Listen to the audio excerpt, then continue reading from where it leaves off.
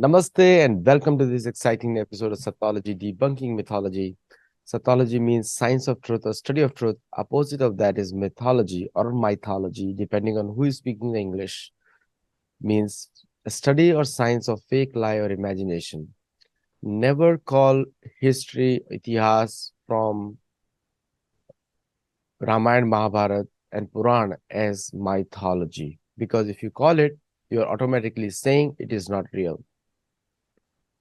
If you want to try, sometimes in American universities or even Indian universities, try to call biblical mythology or Islamic mythology, you'll see the opposition that you will face. So that is a sure short indication that mythology is a negative word, cannot be used for the Hindu culture. I have very special guests और आज हम लोग कृपया कभी भी mythology शब्द को use ना करें, क्योंकि वो शब्द दिखाता है कि आपका रामायण महाभारत का इतिहास जो है वो काल्पनिक है। पुराणों का इतिहास काल्पनिक है। पुराण भी इतिहास है, वो शायद इस पृथ्वी से हो या ना हो, लेकिन इतिहास है। किसी और कल्प के भी हो सकते हैं, किसी और मनवंतर के भी हो सकते हैं। आज हमारे साथ जुड़ रहे हैं, आप सभी जानते हैं जिनके बारे में बात होने वाली है, doctor Rajesh Kumar Singh. Let us welcome Rajesh Kumar Singh. So एक प्रश्न है अभी। नमस्कार। नमस्ते आदित्य जी, और नमस्ते हमारे सभी प्रबुद्ध दर्शकों और श्रोताओं को।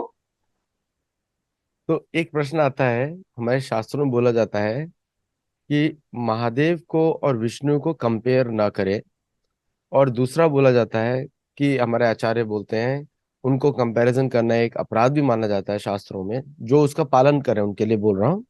और तीसरा, जो कभी भी हम बात करते हैं कि महादेव और विष्णु के बीच में या महादेव कृष्ण या कोई युद्ध हो रहा है, वो एक लेसन देने के लिए भी रहता है कि वो कि कोई एक, मतलब विष्णु की आराधना तो सबसे पूरी ऊपर मानी जाती है, जो महादेव स्वयं पार्वती को बोलते हैं विष्णु आराधनम परम। शिव पुराण में लोग पढ़ सकते हैं, ध्यान से पढ़ सकते हैं पूरा डायलॉग। तो ये जो प्लेसेस ऑफ इंटरेस्ट हैं जहाँ महादेव और विष्णु का युद्ध हुआ है, कृष्ण का युद्ध हुआ है, उसका आपके हिसाब में क्या इंपॉर्टेंस? उसका महत्व ये है आदित्य जी कि जैसा आपने कहा कि हरि और हर, विष्णु और शिव, ये दोनों उस परम सृष्टि की, जिसकी कि हम सनातन धर्म में हमेशा से प्रार्थना करते रहे हैं, जिसको हम जिसकी सत्ता को मानते हैं, उसी के रूप हैं। और यदि कहीं ऐसा प्रतिभासित होता है, जैसा कि हम आगे देखेंगे कि उनके बीच युद्ध हुआ, तो वो भक्तों को शिक्षा देने के लिए होता है। भक्त कई बार भ्रमित हो जाते हैं।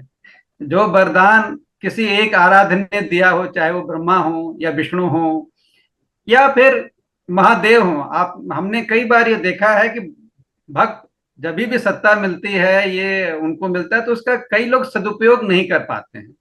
तो जब भी उसका दुरुपयोग करते हैं तो ये लीला रचते हैं, और भक्तों को एक ज्ञान देने के लिए ही कि जो आपको हमने ये वरदान दिया, उसका प्रयोग अच्छाई के लिए करो। कहीं पे अगर आप भटक गए तो हम किसी भी तरीके की लीला दोनों हरि या ब्रह्मा करके उनको सही शिक्षा देंगे, और ऐसा ही हमेशा होता रहा है सनातन धर्म में। चलिए इस पे हम शो शुरू करते हैं, बात करते हैं कि देखें क्या क्या। आज हम देखते हैं शोणितपुर असम में, जहाँ पे महादेव और कृष्ण की लीला हुई है, युद्ध के बारे में। तो यदि आप अनुमति दें तो मैं अपना प्रेजेंटेशन शेयर करता हूं। शेयर करिए। और कई दर्शकों को शायद इस स्थान के बारे में पता ना हो, पर सोनितपुर एक स्थान है जहाँ पे कि श्री जहाँ मैंने ये लिखा कि जहाँ महादेव को करना पड़ा था श्री कृष्ण से युद्ध। स्वतः इच्छा न हरि की थी न हर की थी, लेकिन भक्त के कारण उनको ऐसा करना पड़ा। और वो स्थान असम में है। तो जैसा कि हम लोग इस समय एक सीरीज कर रहे हैं असम के विरासत को जानने के लिए, और कई बार क्या होता है आदित्य जी, एक बहुत महत्वपूर्ण चीज ये है कि जब हम भारतीय संस्कृति को पढ़ते हैं तो हम देश के अलग अलग हिस्सों को अलग थलग देखते हैं। जैसे कश्मीर या अब मैं असम की पूर्वोत्तर राज, ऐसा था नहीं। सदियों से या कई शताब्दियों से ये जो सभ्यता है वो निरंतर जुड़ी हुई थी। और अभी क्या है, हम उसको अलग अलग रूप में देखते हैं तो हम उससे जोड़ नहीं पाते हैं, और इसीलिए कई लोगों को जो उत्तर भारत में रहते हो, दक्षिण भारत में रहते हो या पश्चिमी भारत में रहते हो, पूर्वोत्तर अपने से अलग लगता हो। लेकिन हम यदि अपनी संस्कृति को देखेंगे तो ऐसा है नहीं।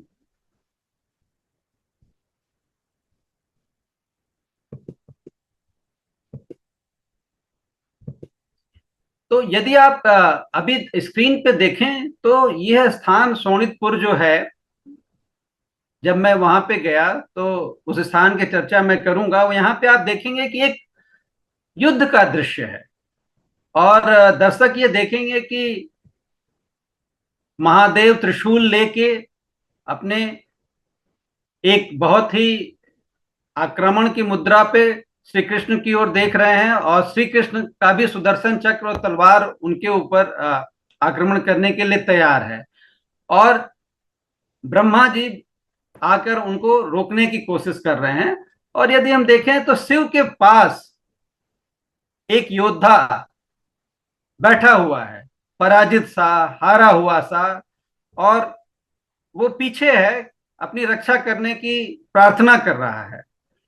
तो ये जिस स्थान से जुड़ा हुआ है इस भारत भूमि में, जो पवित्र भारत भूमि है हमारी, जहाँ पे कि हमने देखा है कि रामायण और महाभारत के अनेक घटनाओं से अलग अलग स्थान जुड़े हुए हैं, तो ये स्थान है शोणितपुर। अब आपके मन में स्वाभाविक है यह प्रश्न उठेगा कि शोणितपुर है कहाँ। यह तो मैं पहले ही बता चुका हूं कि हम आसाम के विरासत के बारे में बात कर रहे हैं, तो ये आसाम में ही होगा। तो हम अगले स्लाइड में देखते हैं। शोणितपुर, जिसे प्राचीन काल में या पौराणिक काल में भी कह सकते हैं, महाभारत में भी वर्णन है, वो बाणासुर की राजधानी थी। और आज के युग में असम के, असम राज्य के तेजपुर नामक स्थान को ही पहले शोणितपुर के नाम से जाना जाता था। और जैसा कि आप मानचित्र 2 में देखेंगे, मैप नंबर 2 में, कि गुवाहाटी से करीब 3.5 घंटे की यात्रा करके रोड से आप वहां पे पहुंच सकते हैं। करीब 180 किलोमीटर की दूरी है। और आप ब्रह्मपुत्र को फिर से पार करते हैं। पिछली बार जब हम हाजो की चर्चा कर रहे थे तो अगर आप मानचित्र में देखेंगे तो हाजो बहुत नजदीक था, 25 किलोमीटर था, यदि मैं आपको मानचित्र पर दिखाता हूं तो। यहाँ पे आपकी यात्रा असम के मैदानी यात्रों से होते हुए ब्रह्मपुत्र को पार करते हुए होती है। और ब्रह्मपुत्र पे जो पुल ये बना है, ये 1987 में बनाया गया। एक अहोम राजा थे कमलेश्वर सिंह, और उनके एक सेनापति थे। तो सेनापति की बड़ी इच्छा थी कि हम यहाँ पे पुल बनवाएं। वो उस समय उसको बनवा न सके, लेकिन 1987 में भारत सरकार ने इस स्थान पे ये पुल बनवाया, और उसी को आज पार करके, इसका नाम है कोलिया भोमरा बरफुकन। बरफुकन मतलब सेनापति। आपने लचित बरफुकन का भी नाम सुना होगा। और तो उनके नाम पे ये पुल बना है, और उस पुल को पार करके आप शोणितपुर या आज का तेजपुर में प्रवेश करते हैं। तो एक स्थान है वहां पे, जिस स्थान का एक चित्र मैंने पहले भी दिखाया है, उनसे कुछ चित्र मैंने लिए हैं और आपके सामने प्रस्तुत किया है इस पे, स्क्रीन पे। आप देखेंगे 3 चित्र हैं। प्रथम चित्र में 2 सुकुमारी कन्याएं एक दूसरे से वार्ता कर रही हैं, और एक कन्या जो है, जो दाहिने साइड में है, वो कुछ चित्र बना रही है तूलिका के साथ, मतलब पेंटिंग बना रही है ब्रश के साथ। और दूसरे चित्र में एक युवती एक पुरुष को, नवयुवक को, जो कि सोया हुआ है, बिस्तरे समेत कहीं पे ले जा रही है। और तीसरे में 2 कन्याएं हैं, और एक कन्या और वो पुरुष एक दूसरे को के प्रणय में लीन है। तो ये कथा कुछ ऐसी है कि शोणितपुर जो राज्य था वो बाणासुर नाम के असुर का की राजधानी थी। उस राज्य में वो राज्य करता था। और ये बड़ा ही प्रतापी वंश का था। प्रतापी वंश का मतलब हिरण्यकश्यप का नाम आपने सुना होगा, जिसका वध कर किया था नरसिंह अवतार करके श्री विष्णु ने। और उसका पुत्र जो था वो हरि का यानी श्री विष्णु का परम भक्त था। और उस भक्त के कारण ही पिता हिरण्यकश्यप ने जब आक्रमण किया, ये कहते हुए कि मैं देखता हूं कि तुम्हारा पिता, तो तुम्हारा आराध्य जो है श्री विष्णु तुमको कैसे बचाता है, तो उन्होंने आकर, कथा आप लोग जानते ही होंगे, भक्त की रक्षा की थी। और एक ऐसे काल में, एक ऐसे रूप में जो कि हमेशा उपलब्ध नहीं होता, उसमें उसका वध किया था। और भक्त प्रहलाद को ये वरदान भी दिया था कि तुम्हारे आने वाले 18 संततियों को, मतलब वंशों में से मैं किसी का वध नहीं करूंगा। तो उसी हिरण्यकश्यप का पुत्र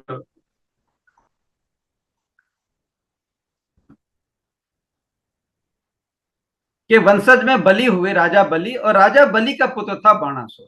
तो राजा बलि भी बहुत दानी थे। श्री विष्णु ने वामन अवतार रचा था, और तीन, आप लोग को पता होगा कि तीनों लोक मांगा था, दो लोक तो विष्णु जी ने दो ही पग में नाप दिया, तो तीसरे पग के लिए उसने अपना शीश नवाया था। तो विष्णु उसके इस क्वालिटी से बहुत ही प्रसन्न हुए थे। तो बाणासुर जो था उसी अत्यंत प्रतापशाली और दानवीर राजा बलि का पुत्र था। वो श्री शिव का, भगवान शंकर का अनन्य भक्त था, और उसकी भक्ति से उसने उनको प्रसन्न किया। स्वाभाविक है कि भगवान प्रकट हुए और उसको कहा कि वर मांगो। तो उसने पहला दो वर मांगे। उसने पहला वर ये मांगा कि मुझे बहुत ही मजबूत कर दीजिए, मुझे बहुत शक्तिशाली बना दीजिए। तो शिव ने उनको कहा कि तुम्हें मैं 100 हाथ देता हूं, सहस्त्र हाथ देता हूं, और भुजाओं में हर भुजा में सहस्त्र हाथियों का बल होगा। तो उसको बहुत ही शक्तिशाली बना दिया। और दूसरा वरदान उसने ये मांगा कि आप मेरे पास ही रहेंगे, मेरे संरक्षक के रूप में। अलग अलग तरह की कथा है। किसी ने कहा कि हम राज्य के प्रहरी के रूप में रहेंगे। किसी कथा में ये है कि शिव को उसने कहा कि जब भी मैं आपको बुलाऊंगा आप प्रकट हो जाएंगे मेरी रक्षा के लिए। शिव ने उसको सहर्ष स्वीकार किया। जैसा होता है, बाणासुर बहुत शक्तिशाली हो गया, पर धीरे धीरे भक्त से उसका मन हटने लगा, और उसको अहंकार हो गया कि अब तो मैं बहुत ही शक्तिशाली हूं, और शिव मेरे संरक्षक हैं, जब चाहूंगा मैं उन्हें बुला सकता हूं, तो मैं किसी को भी अपने बस में कर सकता हूं। तो इससे उसने दूसरों को तंग भी करना शुरू किया। साथ में क्या हुआ कि उसकी एक पुत्री थी, उषा नाम की।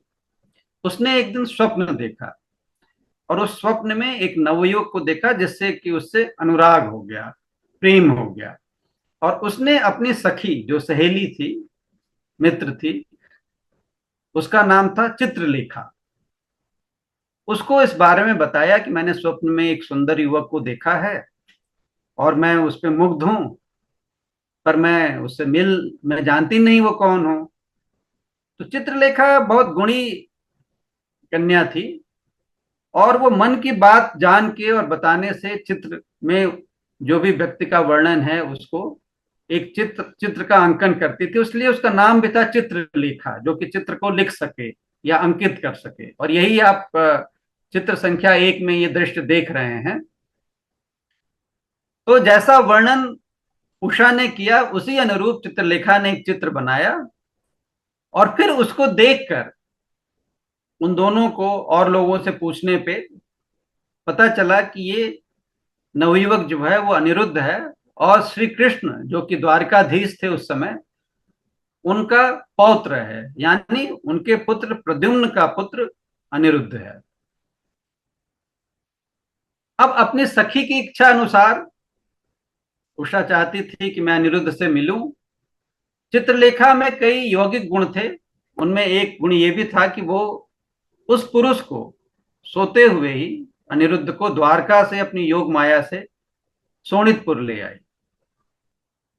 और चित्र चित्र 2 में आप वही दृश्य देख रहे हैं, और चित्र 3 में उषा और अनिरुद्ध ने गंधर्व विवाह किया। आप सबको मालूम होगा कि भारत में, भारतीय संस्कृति में विवाह की कई पद्धतियां हैं, उनमें से गंधर्व विवाह भी है, जिसमें माता पिता की बिना अनुमति से यदि एक दूसरे से अनुराग हो और विवाह करते हैं तो उसे गंधर्व विवाह करते हैं। और वो गंधर्व विवाह करके वो खुशी खुशी महल में रहने लगे, लेकिन इसकी सूचना किसी को नहीं थी, जैसा मैंने बताया। कुछ दिनों में, जैसा कि स्वाभाविक है, बाणासुर को ये पता चल गया, और फिर बाणासुर को बहुत क्रोध आया कि इतना दुस्साहस, कि मैं इतना वीर, जिसके कि राज्य में कोई फटक नहीं सकता मेरे बिना आज्ञा के, वहां पे कोई चोरी से आके मेरी कन्या से वरण करके यहीं पे रह रहा हो। इससे वो बहुत ही क्रोधित हुआ, और अनिरुद्ध को, जैसा कि आप चित्र 1 में देख रहे होंगे, उसको नाग पास से बांध के और कैद कर दिया। उषा ने इसका विरोध किया, उसकी पुत्री ने, तो उसने उसको भी कैद कर दिया। जब ये सूचना पहुंची द्वारका, तो स्वाभाविक था कि श्री कृष्ण ने पहले उसको समझाया, सूचना दी कि स्वतंत्र करो, पर बाणासुर नहीं माना। तब श्री कृष्ण द्वारका से अपनी विशाल सेना लेकर आकर युद्ध करते हैं बाणासुर से। अब बाणासुर शुरू में तो उनके योद्धा लड़ते हैं, कुछ कुछ दिन युद्ध चलता है, बट जब श्री कृष्ण युद्ध में आ जाते हैं खुद, तो बाणासुर टिक नहीं पाता सामने, और श्री भगवान शिव से अपनी आराधना करता है कि हे ईश्वर, हे प्रभु, हे मेरे आराध्य, मैं तो मारा जाऊंगा, मेरी आके रक्षा करो। भगवान शिव प्रकट होते हैं, भक्त के लिए क्या नहीं करते। हमारे सनातन धर्म में ये है कि भक्त भटक भी जाता है, फिर भी उसको मार्ग दिखाने के लिए, उसकी रक्षा करने के लिए आराध्य हमेशा ही आते हैं, और वैसा ही हुआ। भगवान शिव वहां पे प्रकट होते हैं। अब ये बड़ी ही विचित्र स्थिति है। श्री कृष्ण एक सत्य के लिए, कर्तव्य के लिए, जहां पे कि दो प्रेमी अनुराग करते हैं, उस सत्य का पालन करवाने के लिए युद्ध कर रहे हैं। वहीं शिव अपने वचन के कारण जो भक्त को दिया है, श्री कृष्ण से युद्ध करते हैं। ये एक अद्भुत घटना है, जिसका महाभारत में भी वर्णन है, पुराणों में भी वर्णन है, और ये शोणितपुर से जुड़ी हुई है। इसका उद्देश्य ये है कि दोनों ही एक दूसरे को आराध्य करते हैं, लेकिन जब कर्तव्य की बात है तो उस कर्तव्य से च्युत नहीं होते हैं। जब ऐसी घटना होती है तो सृष्टि में हाहाकार मचना स्वाभाविक है, क्योंकि उस परम सत्ता के दोनों ही मैनिफेस्टेशन है, एक उसके संरक्षण है और एक उसका संहार करके फिर से निर्माण करते हैं। तो ब्रह्मा जी जो कि उसके सृजन करते हैं, वो आके ऐसी घटना से बचने की संभावना तलाशते हैं। तो शिव और कृष्ण में बाद में जो चर्चा हुई, उसके अनुसार श्री कृष्ण ने एक ऐसी शक्ति का प्रयोग किया जिससे शिव थोड़ी देर के लिए, क्षणिक, उनको चेतना नहीं रहती है, और ये शिव के कथनानुसार ही हुआ। तब श्री कृष्ण ने बाणासुर के सभी अंगों को काट दिया। सभी अंगों का मतलब मैं भुजाओं की बात कर रहा हूं, क्योंकि वही भुजा उसके अहंकार के कारण थे। और क्योंकि शिव ने उसको संरक्षण का वचन दिया था, और खुद श्री विष्णु ने भी पहले, जैसा मैंने बताया, भक्त प्रहलाद को ये वचन दिया था कि आने वाली 18 वंशजों को मैं किसी को नहीं मारूंगा। तो उसको मारते नहीं है, लेकिन ये जो लीला की गई, ये भक्त को एक शिक्षा देने के लिए है कि यदि ईश्वर की कृपा है तो उस कृपा को उचित प्रयोग करना चाहिए, दूसरों के लाभ के लिए, दूसरों के हित के लिए प्रयोग करना चाहिए, न कि अहंकारी बन जाना चाहिए। तो यही घटना जो है, निरीक्षित जो चित्र मैंने लिए हैं, वो एक अग्निगढ़ नाम की पहाड़ी है, ब्रह्मपुत्र नदी आप चित्र 4 में पीछे देख रहे होंगे, चित्र 3 उसका प्रवेश द्वार है। अभी घटना पुराणों में लिखी है, महाभारत में लिखी है, लेकिन सदियों से शोणितपुर से जुड़ी हुई है और शोणितपुर तेजपुर से जुड़ा हुआ है। ऐसा नहीं है कि इस घटना के बाद पुराणों में और महाभारत के बाद इसका वर्णन नहीं है। असम के कई कवि हुए, मध्यवर्ती काल में एक वैष्णव कवि हुए अनंत कंदली नाम का, जिन्होंने कुमार हरण लिखा। फिर एक पीताम्बर कवि हुए जिन्होंने उषा परिणय लिखा। और आधुनिक काल में एक नाटक लिखा गया शोणित कुंवरी, मतलब शोणित में रहने वाली कन्या। ये लिखा गया रूप कुंवर ज्योति प्रसाद अग्रवाला द्वारा। तो आप ये देखिए कि भले ही ऐसा प्रयास हुआ हो, जो घटनाएं हुई पिछले 300-400 सालों में और फिर नव काल में, कि इतिहास को या कथाओं को बच्चों को नहीं पढ़ाया गया। मतलब हम लोग जो उत्तर भारत में या भारत के अन्य हिस्से में थे, इन कथाओं को हमने नहीं पढ़ा होगा उस तरीके से कि जिससे कि हम अपनी उस भू भाग से जोड़ सकें, असम से।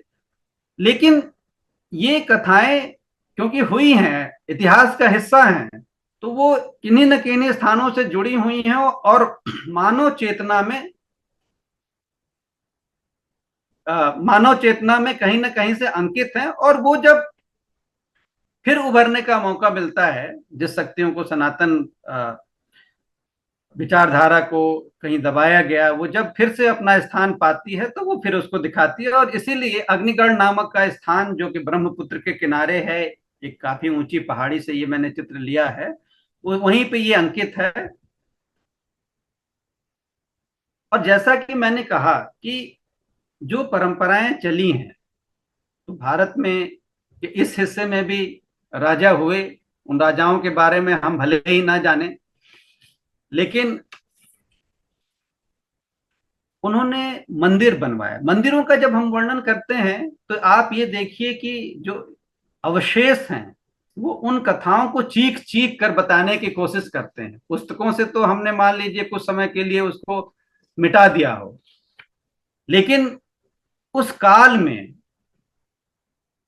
जो वैभवशीलता थी और जिसके कारण मंदिर कई बने, पूरे भारत में बने। और ये आप देखेंगे कि 7वीं 8वीं 9वीं शताब्दी में जो मंदिर बनने लगे, वो हर जगह थे। लेकिन क्योंकि इस स्थान में, भारत के इस क्षेत्र में, जैसा कि उत्तर भारत में हुआ, अन्य कारणों से वो मंदिर तोड़ दिए गए, टूट गए। चाहे उसमें काल का योगदान हो या कुछ आक्रांताओं का योगदान हो, तो वो इतिहास के उन पन्नों में उनको कम कर दिया गया। भारत के जो लोग हैं या विश्व के लोग हैं, उनको अपने ही भूभाग, कश्मीर और उत्तर भारत जिसे और या पूर्वोत्तर भारत के हिस्से दूर दूर से लगने लगे, क्योंकि जो पहले आना जाना था, जो संस्कृति जुड़ी हुई थी, उसको एक विखंडन करने की कोशिश की गई थी। इस हिस्से में, जैसा कि इतिहासकार बताते हैं, कि ये साल स्तंभ वंश के राजाओं की राजधानी थी। और बाण के समय में शिव के मंदिर थे, बाण ने स्थापित किया था। उसी परंपरा में इन राजाओं के भी आराध्य देव शिव थे, जिनको कि हारूपेश्वर या हाटकेश्वर कहते थे। उनके बाद बर्मन राजाओं की राजधानी बनी ये 8वीं 9वीं शताब्दी में, जिनमें बनमाल देव बहुत ही प्रमुख राजा हुए। तो इन सबों ने यहाँ पे 8वीं 9वीं शताब्दी में कई मंदिर बनवाए। और जब आप ब्रह्मपुत्र के साथ साथ ही कुछ दूर और जाते हैं, तो एक पहाड़ी है, बामुनी पहाड़ी, जिसका नाम है आज की संदर्भ में। तो आप इन 4 चित्रों के द्वारा मैंने दिखाने की कोशिश की है कि ये प्रवेश द्वार है। और फिर आप जब सीढ़ियों से ऊपर जाते हैं तो ध्वंसावशेष देखते हैं मंदिरों के। आप कुछ मंदिरों का बेस देखते हैं, आधार देखते हैं, और मूर्तियों, स्तंभों और कलाकृतियों को इधर उधर बिखरा देखते हैं। ये एक बहुत ही महत्वपूर्ण चीज है। और आप कहीं चाहिए, चाहे कश्मीर जाइए, चाहे उत्तर भारत जाइए, मंदिरों का विध्वंस होने से भारतीय इतिहास के कई पन्नों को धूमिल कर दिया गया। इसलिए इनके बारे में जानना बहुत ही जानकारी है। ये केवल मंदिर एक पर्सनल वो नहीं है कि हम व्यक्तिगत रूप से बनाया, क्योंकि एक सिर्फ सब उस समय के सभ्यता के अंकन थे, ये यहाँ पे बहुत सारी एक्टिविटी होती थी। तो ये बामनी पहाड़ पे अभी भी इन 6-7 ग्रुप में जो मंदिर थे उस काल में बने थे, उनके अवशेष देखे जा सकते हैं। और उन्हीं में से कुछ अवशेष, या यूं कहिए, कुछ नहीं कहूंगा, अधिकांश या अनेक अवशेष एक तालाब है तेजपुर में, उसके किनारे किनारे उद्यान बनाया गया है और वहां पे एक सुनियोजित ढंग से रखा गया है। यहाँ पे पर्यटक जाते हैं। इसका नाम है चित्रलेखा उद्यान। चित्रलेखा का वर्णन मैंने अभी किया कि वो राजा बाण के मंत्री की पुत्री थी और उषा की अनन्य सखी थी, क्योंकि वो कला में अत्यंत निपुण थी। तो उसके नाम पे उद्यान बनाया गया है। जब आप इस उद्यान में विहार करते हैं तो अनेक ध्वंसावशेषों को, मंदिरों के देखते हैं आप, और सुंदर कलाकृतियां। मैंने उनमें से कुछ 3-4 आपके सामने प्रस्तुत की हैं। उनमें आपको सूर्य मिलेंगे, उनमें आपको गणेश मिलेंगे, उनमें आपको नरसिंह मिलेंगे, उनमें आपको गजलक्ष्मी मिलेंगे। तो किसी भी तरीके से जब एक व्यक्ति, मैं बनारस का रहने वाला हूँ, वाराणसी का, और अब दिल्ली में रहता हूँ, उत्तर भारत का हूँ, लेकिन मैं जब इस क्षेत्र में गया तो मुझे बिल्कुल भी ऐसा डिस्कनेक्ट नहीं हुआ, वहां से भिन्नता महसूस नहीं हुई। जिन भावनाओं को मैंने पढ़ा है, देखा है, वहां से सीधे कनेक्ट होते हैं। तो ये भारत की एक विशेषता रही है और इसी ने भारत को भौगोलिक रूप से भी जोड़ रखा है। एक प्रश्न यहाँ पे मैं आपको करता हूं और उसका उत्तर भी दूंगा कि ये 8वीं 9वीं शताब्दी के मंदिरों के अवशेष हैं, तो क्या उसके पूर्व मंदिर नहीं देखे जाते उस क्षेत्र में? बहुत कम लोग जानते होंगे कि गुप्त काल, जो कि क्लासिकल पीरियड या स्वर्णिम युग कला के क्षेत्र में,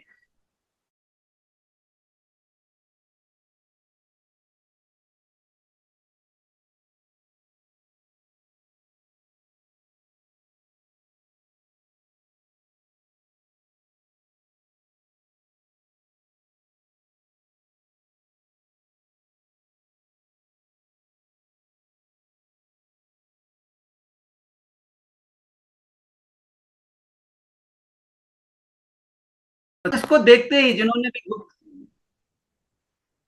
जिन्होंने गुप्त काल के समय के मंदिर देखे हों उत्तर भारत में या संग्रहालयों में, तो वो गंगा जमुना को तुरंत देख सकते हैं। तो आप ये देखिए कि भारतीय कला ने, भारतीय मंदिर कला ने, भारतीय विचारधारा ने जो हर समय फैली वहां पे, वो असम में भी दिखती है। और इन चीजों को या इन तथ्यों को हम लोगों से क्यों छुपाया गया, क्यों नहीं बताया गया, ये एक बहुत ही बड़ा प्रश्न है। उसी प्रवेश द्वार के साथ एक नया मंदिर बनाया गया था अहोम काल में, उन्होंने अहोम ने जीर्णोद्धार करके कोशिश की थी, ये उसका चित्र है। तो मेरा इस चर्चा में ये कहना है कि सनातन परंपरा को दबाने की कोशिश की गई, लेकिन वो सभ्यता, क्योंकि सनातन है, लोगों के मन में वो एक अच्छी भावना करने की, सृजन करने की, जो हमारे यहाँ हमेशा सतत निरंतर प्रेम करने की जो शिक्षा है, वो दब तो सकती है लेकिन हमेशा खत्म नहीं की जा सकती। और आप फिर देखेंगे कि नवीन मंदिरों पे, उन्हीं प्राचीन जगहों पे जहाँ बाणासुर पूजा करता था, उषा भी जाती थी शिव की, वहां नवीन मंदिर हैं शिवलिंग के साथ, मंदिरों का जीर्णोद्धार हुआ। तो हम जो सनातन चिंतन से आते हैं वो इसके बारे में अब जागृत हो रहे हैं, और हम एक दूसरे को बताना चाहिए। और आपको ये जानना चाहिए कि भारत की संस्कृति बहुत ही बहुत ही फैली हुई है, और ये केवल अभी के भूभाग में नहीं है बल्कि विश्व के अनेक स्थानों पे है। तो ये प्रयास था मेरा कि असम के क्षेत्र, जिसको पूर्वोत्तर कहा जाता है और उसको भारत से सीधे हम और हिस्सों से कनेक्ट नहीं करते, ऐसा सत्य है नहीं। धन्यवाद।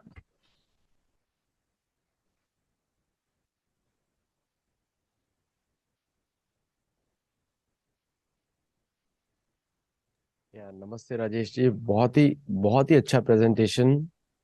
एंड उसमें एक क्वेश्चन तो बनता है अभी, because we need to understand one thing कि भारत में इतना महत्वपूर्ण जगह है शोणितपुर, क्या यहाँ पे एएसआई इन्वॉल्व है इस समय? एएसआई जो गुप्त काल का जो द्वार मैंने आपको दिखाया, हाँ। वो एएसआई के क्षेत्र में आता है, और उसको उन्होंने ऑफ कोर्स अब कंजर्व और प्रिजर्व किया है। और जो बामुनी हिल्स है वो राज्य के जो आर्कियोलॉजिकल डिपार्टमेंट है उसके अंडर में आता है। बिकॉज जब भी एएसआई जहाँ भी इन्वॉल्व होता है उन्होंने बहुत अच्छा काम भी किया है, लेकिन बहुत जगह वो सेक्युलर मैंडेट पे काम करते हैं, स्कॉलरली कंसेंसस वे में काम करते हैं। तो कई कई जगह ऐसा होता है कि जो सेक्युलर नैरेटिव को जो प्रेजेंट करना है, पता नहीं ऐसा क्यों हो गया है कि भारतीय कुछ ऑफिशियल्स ने ऐसा सोच लिया है कि हिंदू हिस्ट्री को निगेट करने में सेक्युलरिज्म बढ़ता है। ऐसा आपको लगता है? इसमें थोड़ा सा कॉलोनियल जो लेगेसी है वो अभी हम तोड़ नहीं पाए, ऐसा मेरा व्यक्तिगत विचार है। हाँ। कि यदि किसी देवी देवता की मूर्ति वहां से खंडित है तो हम उसी मूर्ति से उसको नहीं लगाते हैं, हम्म। जबकि सनातन परंपरा तो सतत रही है ना। करेक्ट। आप देखिए जो जगन्नाथपुरी में है, हर 12 साल के बाद वो कास्ट से फिर विग्रह बनाया जाता है और विग्रह को हटाने की एक प्रक्रिया है।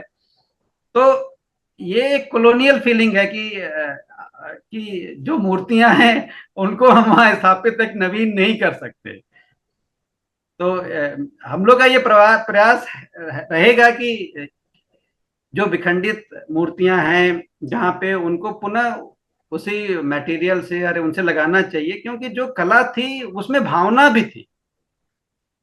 ये केवल एक हमारे यहाँ मंदिर क्यों बने, इतने भवन भी बने, लेकिन भवन आप देखें कि उन मटेरियल्स में, पत्थरों में कम बने, लकड़ी के और इनके बनते थे, क्योंकि ईश्वर को सृष्टि की रचना का स्रोत माना गया है और वो जनता के लिए, हर व्यक्ति के लिए है।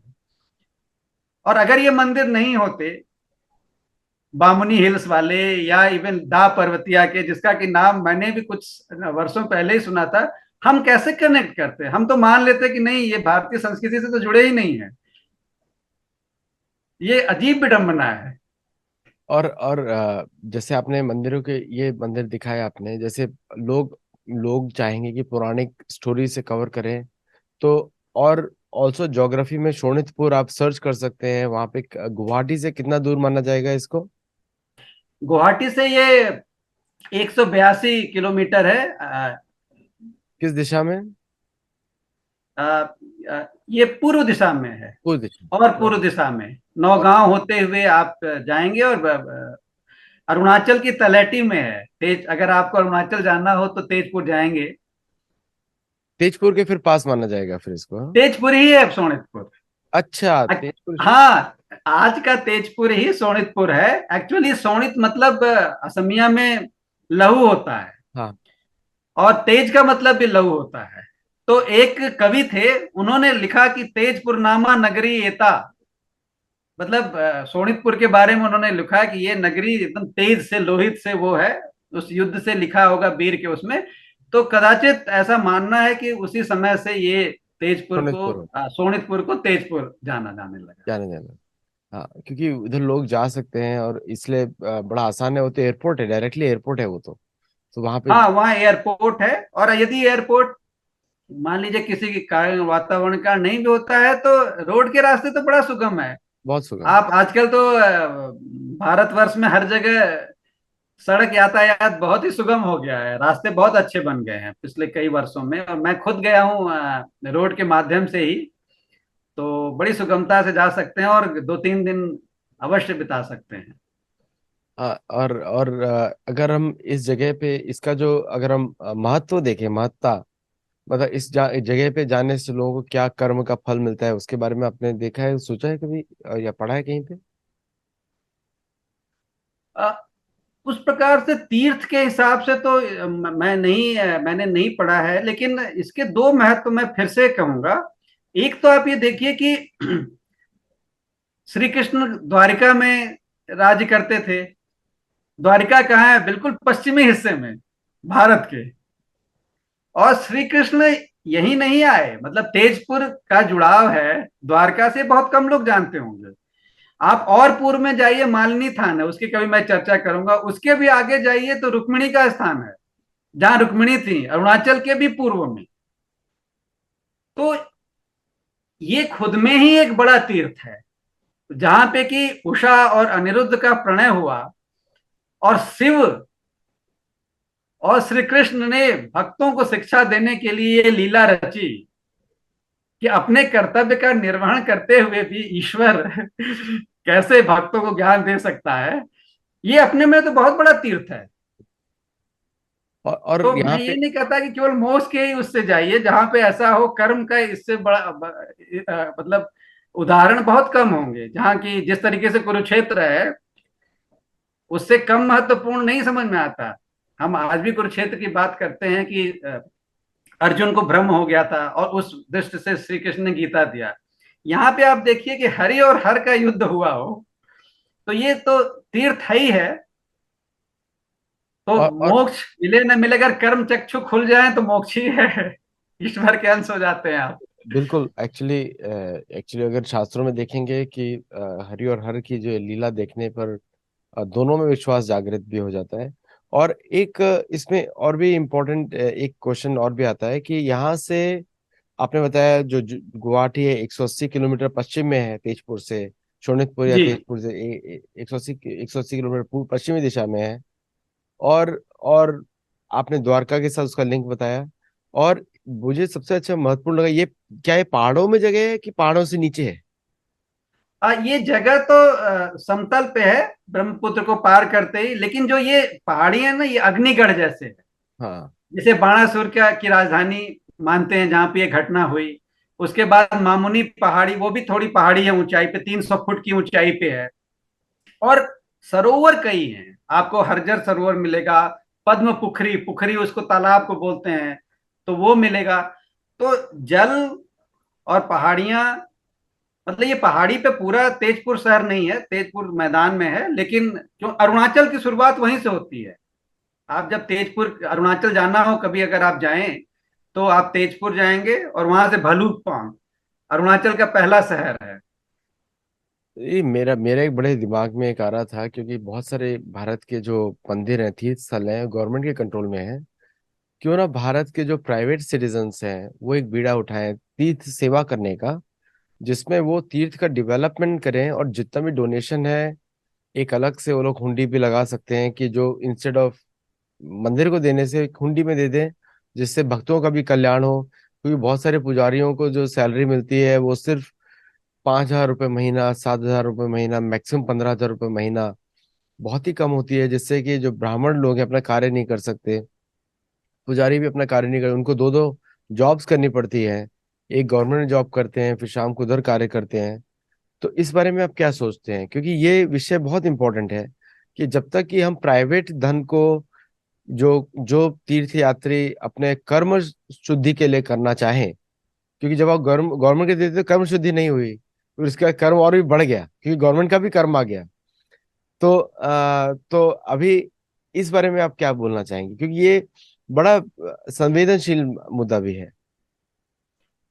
संवेदनशील है, लेकिन जो आपने ये कहा, ये बड़ा ही महत्वपूर्ण इसलिए है कि यदि जो पुजारी है, पुजारी क्या करता है, जो एक सामान्य भक्त है, उसको ईश्वर से मिलने के लिए एक माध्यम है, मतलब माध्यम। भौतिक माध्यम है। आध्यात्मिक तो उसके बाद हमारे यहाँ कोई रोक नहीं है, आप सीधे करते हैं। और वही आ, इन मंदिरों में मैंने देखा है कि भक्त बैठ के, जैसे हम लोग कई बार पर्यटक के रूप में जाते हैं, लेकिन कई भक्तों को मैंने ध्यान लगाते हुए देखा है, वहां पे बैठे रहते हैं और वो भक्ति में खो जाते हैं। मंदिर उसी ऊर्जा का स्थान है, और क्योंकि ईश्वर के प्रति आस्था है, ईश्वर के आसपास के जो स्थान है उसको पवित्र बनाना है, तो वो पुजारी का काम होता है। तो पुजारी एक बहुत ही महत्वपूर्ण कड़ी है। अब स्वाभाविक है कि यदि वो अपनी दैनिक आवश्यकताओं के लिए व्यस्त रहेगा, जीविकोपार्जन के लिए, तो इस आ, कार्य को सुचारू रूप से नहीं कर सकेगा। नहीं इसीलिए कर सकते। पुराने समयों में खेत या बहुत क्षेत्र दे दिए जाते थे, जिनसे उपज होती थी, वो उनके लिए उपयोग आती थी। तो ये बहुत ही आपने जो विचार किया महत्वपूर्ण है, और इसमें कार्य किए जाने की अत्यंत आवश्यकता है, जिससे कि जो लोग, जो पुजारी जो इसमें सेवा करते हैं, और ऐसा तो है नहीं वो किसी वर्ग से भी आ सकते हैं आप ईश्वर के करने के लिए, तो उनको मदद अवश्य, भक्त तो चाहेंगे ही, भक्त भक्त जो दान देता है इसीलिए देता है कि मंदिर के लिए हित में जाए, और पुजारी पहली कड़ी है जो उस स्थान को पवित्र बनाए रखने में और अच्छा सुचारू रूप से उसका नियंत्रण करने के लिए करता है, तो ऐसा किया जाना ही चाहिए। क्योंकि ये बहुत प्रॉब्लम भी है कि प्राइवेट इनिशिएटिव नहीं है, कि हर कार्य गवर्नमेंट नहीं कर सकती, क्योंकि गवर्नमेंट का कुछ रहता है, लेकिन करना चाहिए। क्यों नहीं कर सकती वो मुझे समझ में नहीं आता है। लेकिन प्राइवेट सिटीजन इनिशिएटिव, पर्सनल तीर्थ, पर्सनल शुद्धि के लिए, कार्मिक शुद्धि के लिए बहुत जरूरी है।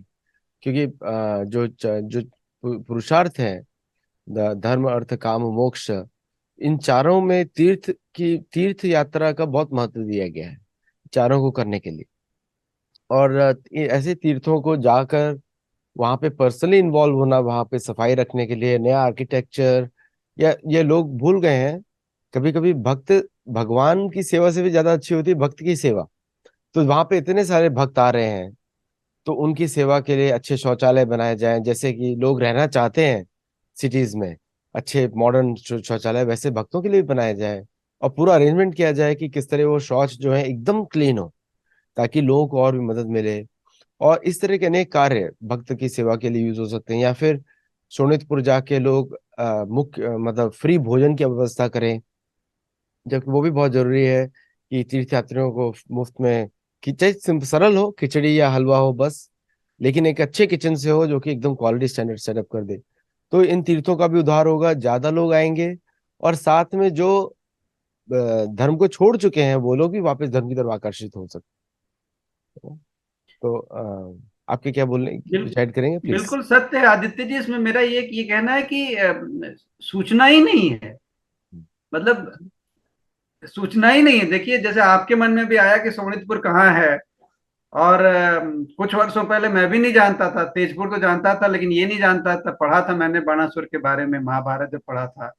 तो ये जो सूचना न होना, तो यहाँ के लोग को तो ऐसा कर दिया गया कि पूर्वोत्तर बहुत दूर है। बहुत दूर है। हाँ, जबकि मतलब भावनाओं से भी दूर कर दिया गया, जबकि किंचित ही दूर नहीं है।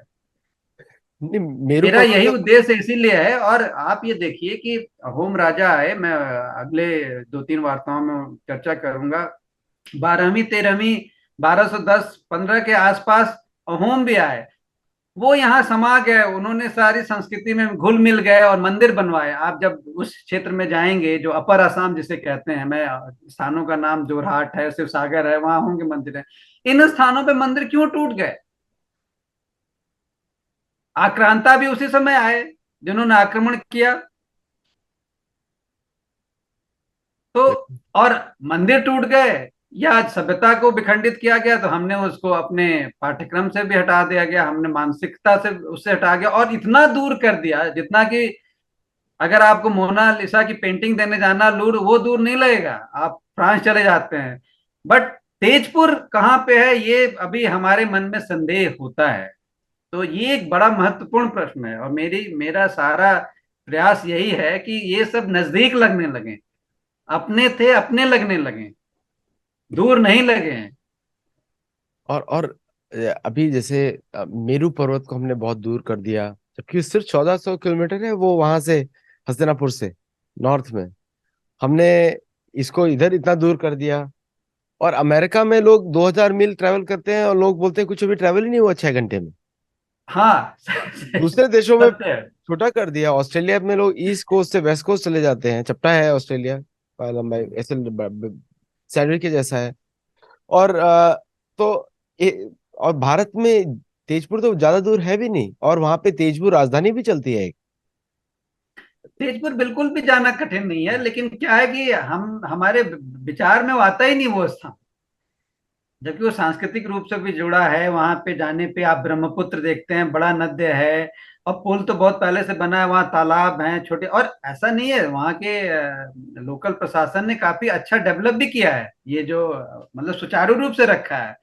मैं ये नहीं कहूंगा कि वहाँ चीजें नेग्लेक्टेड हैं, ऐसा नहीं है। जैसे ये चाहे अग्निगढ़ पहाड़ी हो या चित्रलेखा उद्यान हो, ये काफी अच्छे तरीके से मेंटेन किए, लेकिन हमारे मानस पटल से वो जुड़े ही नहीं है, बहुत दूर लगता है, हम गुवाहाटी से आगे बढ़ते ही नहीं है। मानस पटेल से लगता है कि सब लोग लंदन जल्दी पहुंच सकते हैं, शोनितपुर ज्यादा दूर है।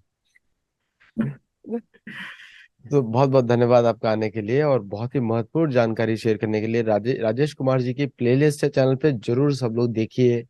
उसमें बहुत सारे मंदिरों का डिस्कशन है, बहुत सारे। और उसको शेयर करिए आपस में, क्योंकि आपको शायद मालूम ना हो। और मेरी नई पुस्तक आने वाली है, इसलिए मैंने क्वेश्चन इस तरह के पूछे, क्योंकि उसमें इस तरह की जानकारी है ज्योग्राफिक कोऑर्डिनेट के साथ। और तो आप उसको भी देख सकते हैं। और जो people who are living in US and other countries can visit the holy places. You'll be surprised to know India has a तीर्थ, इंडिया में एक होली प्लेस है, पावन स्थल है, इन एवरी 50 किलोमीटर्स। 50 किलोमीटर्स, इतना इंडिया, इसीलिए भारत को कर्म भूमि बोला गया है। और भारतवर्ष बहुत लंबा क्षेत्र है, और अभी पाकिस्तान बांग्लादेश के लोगों ने ऑक्यूपाई किया हुआ है उस क्षेत्र को, बहुत सारी जगहों को। वो भी, उसको भी मुक्ति कराना आवश्यक है। एटलीस्ट हिंदुओं को परमिशन होनी चाहिए, उन्हीं की जगह है। तो with that will end the show. Thank you very much for watching, and नमस्कार Rajesh ji again for coming on the Namaste show. Aditya ji, नमस्ते सभी दर्शकों। थैंक यू, नमस्ते।